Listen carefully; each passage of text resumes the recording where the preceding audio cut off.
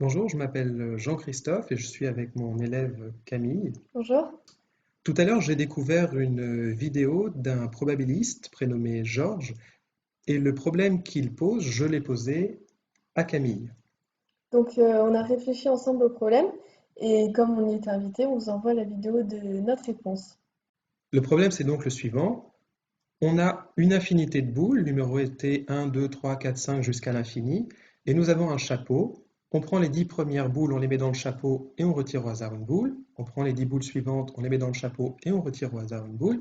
Et on continue comme ça jusqu'à l'infini. Et à minuit, on a fait une infinité de mini-tâches. Alors si vous êtes choqué qu'on fasse une infinité de tâches avant minuit, c'est pas grave. Pour le mathématicien, ça s'appelle une super tâche. Et la question, c'est pour cette super tâche, eh bien, combien reste-t-il de boules dans le chapeau à la fin? Et donc de prime abord, on est tenté de penser que sachant qu'on rajoute 10 boules et qu'on n'en enlève qu'une, à la fin on aura une infinité de boules. Donc nous on va essayer de vous convaincre du contraire. Et la clé du problème, c'est que les boules sont numérotées. Et donc ça veut dire que pour n'importe quelle boule n, on va essayer de se demander quelle est la probabilité qu'elle survive, donc qu'elle reste dans le chapeau. Cette probabilité, on l'appelle Pn. La probabilité Pn est comprise entre 0 et 1, puisque par définition c'est une probabilité. Et en réfléchissant au problème, on s'est rendu compte que P1, et P2, P3, P4 étaient égales à P10, que P11, P12, P13 étaient égales à P20, etc. Donc pour la suite du problème, on va utiliser seulement P10, P20, P30, P40. Oui, en effet, vu que les 10 premières boules sont mises en même temps, les probabilités pour les 10 premières boules sont identiques. Pour calculer P10, P20, P30, on a donc fait un arbre. Et avec cet arbre, on peut regarder combien on a de boules dans le chapeau. Ce n'est pas difficile. Bien, ce qu'on constate, c'est que quand on prend P20 par exemple, on a exactement la même chose que dans P10, sauf la première fraction ici. Dans P30, on a la même chose que dans P20, sauf la première fraction ici. On continue comme ça jusqu'à l'infini. Et donc, on a une formule de récurrence qui dit que P10 facteur de R plus 1, c'est égal à P10R fois 9R plus 1 sur 9R. Il suffit de démontrer que P10 est égal à 0 pour démontrer que toutes les probabilités sont égales à 0 par récurrence. On va donc essayer de calculer P10. Et voilà à quoi ressemble P10 quand on l'écrit avec un produit. Donc là, on fait le produit des 9K sur 9K plus 1 pour K allant de 1 à plus l'infini.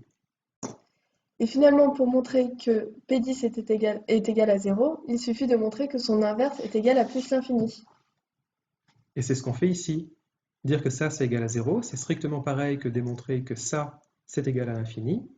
Et en faisant un petit peu d'algèbre, ça revient à démontrer que ça vaut plus l'infini.